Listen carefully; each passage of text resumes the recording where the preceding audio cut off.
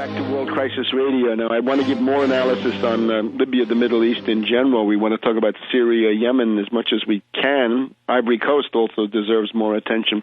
But let's give a brief report on this tremendous international effort, which I find very gratifying and indeed a great honor that so many people have come forward in response to this plea. I'd like to repeat the plea. We need people to translate material into the main languages of the world.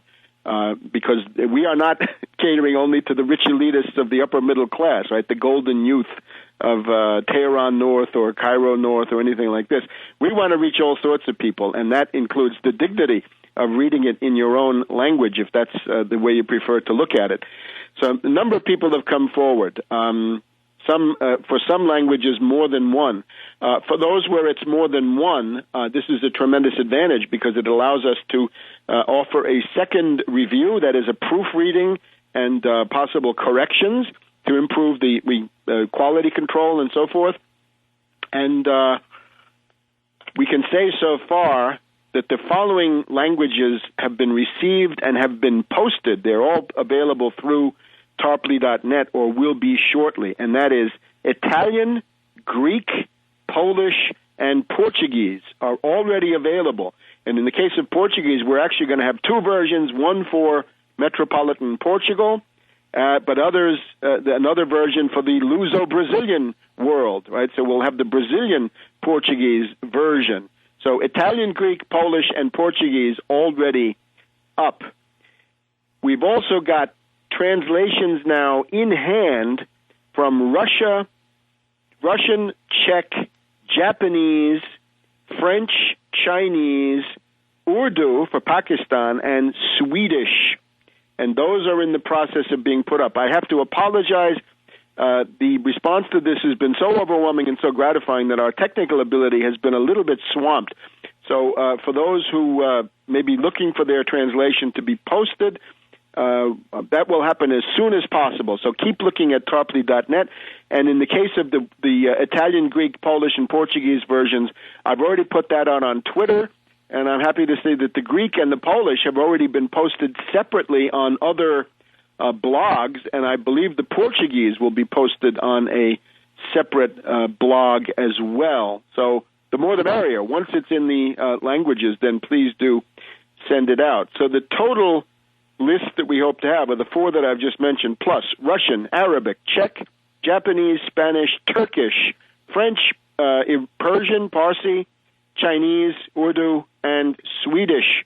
If you've heard your language, remember we need more than one person on each of these, especially in order to have a rotation as time goes on. If we could hope to have one such article every 2 or 3 weeks or every month, then that would be advantageous to have maybe one person translate at one time, another person proofread it, and then the next month reverse the roles, because it is a significant amount of work. But I think that there's some hope that this can lead to the rebirth of a kind of international opposition at the intellectual level, but also on the programmatic and hopefully organizational level in terms of a worldwide resistance to imperialism and against monetarism and neoliberalism and against the International Monetary Fund, the World Bank, and the World Trade Organization, as well as NATO, but to have this conducted on a positive programmatic basis, different from the simple slogans that are being offered. Now,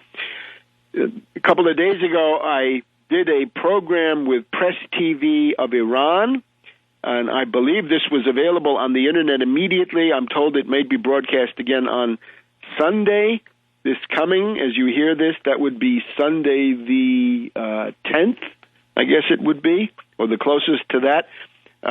This was a spokesman for the Libyan rebels who mainly engaged in a parade of slogans: freedom, democracy, prosperity, rule of law. Not very convincing. There was a studio audience in Beirut where the one person there from Turkey gave a very favorable response to what I had to say. One of my interlocutors was the neocon Professor Richard Pipes, who is now posing as a benefactor of the Arab world. Well, I'm afraid Mr. Pipes supported the Bush-Cheney policy, which put the finishing touches on a U.S. genocide of about 3 million people in Iraq, 200,000 or 300,000 killed during the first Gulf War, 1 million by the economic sanctions between between 1991 and 2003, and then another 1.5 million in the Iraq War and in the successive occupations. So almost 3 million killed by the U.S. And I stress that just to point out, if you imagine that NATO bombing is going to bring democracy, this is, to put it mildly, a radically anti-historical view. You have to forget everything that has just happened. So that is the basic rundown on Libya. Qatar continuing to play this extremely questionable role. Again, the royal family of Qatar feeling wrongly, I think, that they can ride the tiger, that they can destabilize every country around them and somehow be immune themselves.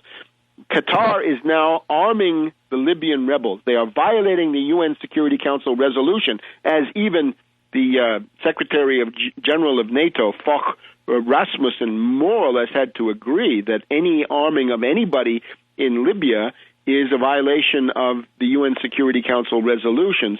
Qatar is also participating in the illegal sales of Libyan oil with that one tanker that came out of Tobruk.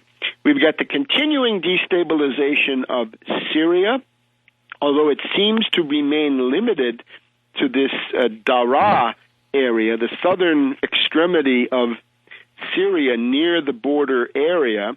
And again, the goal there is to deprive Iran of an ally, to isolate Hezbollah. And in that television program, some people sympathetic to Hezbollah seem not to recognize that if Syria fell to a color revolution, that is very likely to be the result. And, of course, then to kick the Russians out of the Tartus naval station. And I see Paul Craig Roberts has picked up on this story that these destabilizations are directed against China and against Russia. Good, the more the merrier on that. In Yemen, the Obama administration now coming out more and more openly against President Saleh.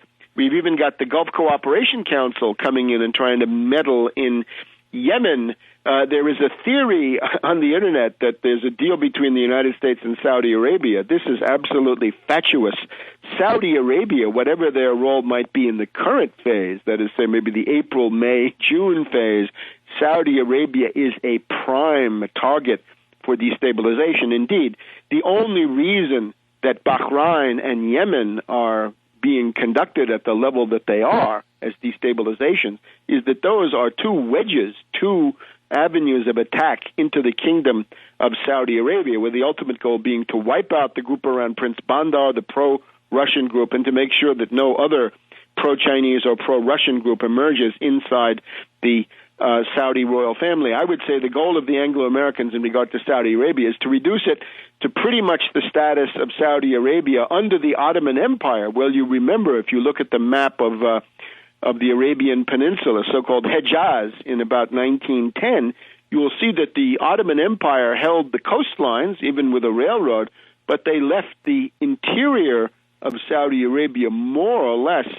unoccupied, and in particular the empty quarter. And I think under the Anglo-American plan, most of Saudi Arabia would go back to being the empty quarter. Think about the Ottoman Empire also in regard to Libya. If Libya goes into three parts or two parts, Tripoli, Cyrenaica, and Fezzan, those are your three Ottoman provinces, your three sanjaks of Libya. And I think that is the goal. Partition, subdivision. That seems to be what I got out of an interview by Rasmussen of NATO with Al Jazeera this morning, where he says, we are going to toe the line on the NATO resolution. We're not going to help anybody to unite the country. And indeed, that seems to be the recipe for the partition of Lebanon. And I guess with that, we've come to the end of our program. Keep up with Tarpley.net. Keep up with Webster G. Tarpley at Twitter. And we will see you next week here on World Crisis radio. We want to give some attention next week also to Pakistan, where Obama seems to be courting a confrontation with Pakistan. But more of that next week. Tarpley.net and Webster G. Tarpley on Twitter.